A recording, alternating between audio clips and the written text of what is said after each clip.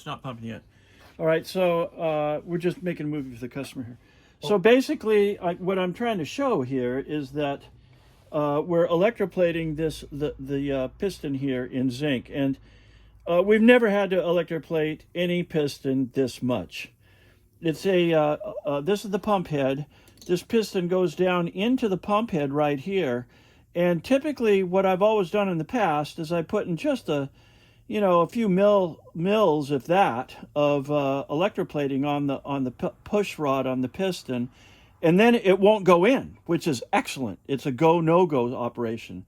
That means that if it won't go in, then all I have to do is take it down a little bit with some triple-aught steel wool, because what we want is zero interference. I mean, it has to be like an oil slick thickness, 1/1000 of an inch or less here between the pintle and the rod. But I'll show you what we're doing here.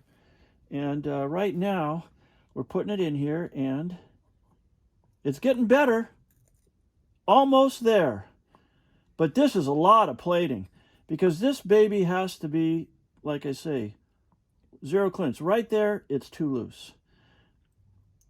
It's a little bit tighter up here at the top, but I can polish that out with some triple-aught steel wool. In any case, it's been in the tank. I mean, this is like the 17th plating. So basically, the pump is worn out, but we're fixing it. So it may have been a result of some of the abrasive of that bead blaster and this thing pumping up and down and scouring it out. But in any case, the surface is polished. It's just a matter of getting this rod up to the correct diameter so that it's an interference fit, and then I'll polish it out to fit perfectly, and then we'll have a pump. Anyway, just giving you an idea of what's going on here in order to reclaim the function of this pump. Thank you for your attention.